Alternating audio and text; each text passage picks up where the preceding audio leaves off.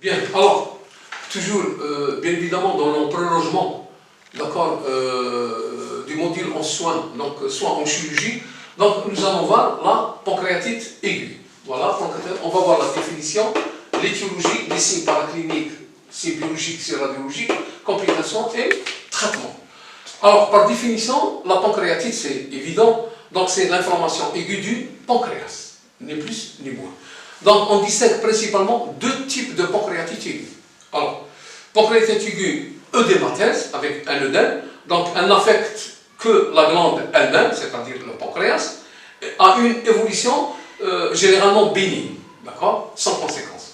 Ensuite, nous avons la pancréatite, ce qu'on appelle nécrotico-hémorragique. Celle-ci, c'est évident, c'est la destruction importante, bien évidemment, de la glande pancréatite par autodigestion avec, évidemment, éruption des enzymes pancréatiques dans la cavité péritonéale qui peut toucher les organes voisins.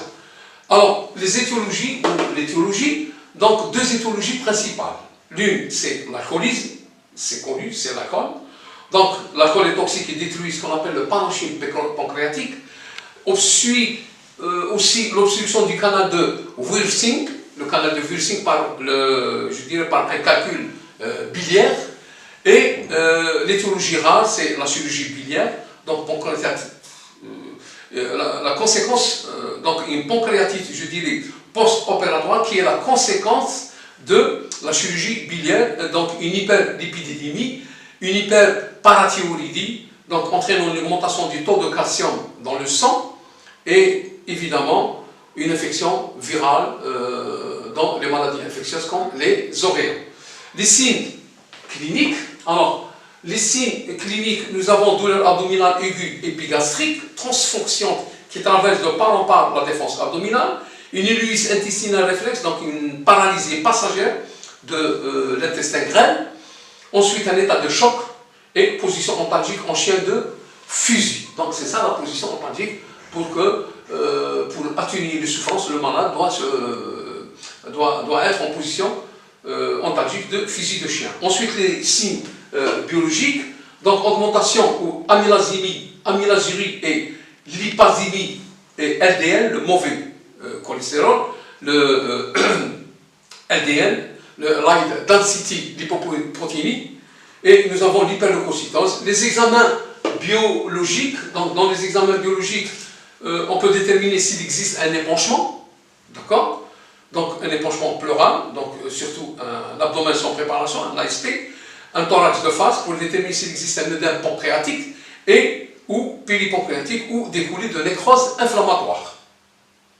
Échographie, scanner, examen de référence. Les complications, donc le même jour les complications, on verra la nécrose pancréatique dans une zone de parenchyme pancréatique focalisée et infection secondaire à tout simplement à une nécrose. Donc une infection secondaire à une nécrose. Ensuite, un abcès, tout simplement un abcès du pancréas. Alors, dans le traitement, nous avons deux traitements. Nous avons le traitement, c'est-à-dire, je dirais, le traitement médical et le traitement chirurgical. Donc, deux traitements, un traitement médical et traitement chirurgical. Dans le traitement médical, nous aurons du tube digestif par aspiration gastrique, réanimation, assurer une hémodynamique stable et prévenir l'insuffisance rénale, surtout par antibiothérapie, antipyrétique, et bien évidemment une ventilation assistée en cas d'insuffisance respiratoire. Alors, dans le traitement chirurgical, on verra une laparotomie exploratrice, un traitement des lésions biliaires s'il existe une cholécystectomie, ensuite un traitement des lésions pancréatiques, un drainage d'abcès, et une nécrostomie. Et voilà, nous avons terminé le module soins en chirurgie. Barakallahu fik.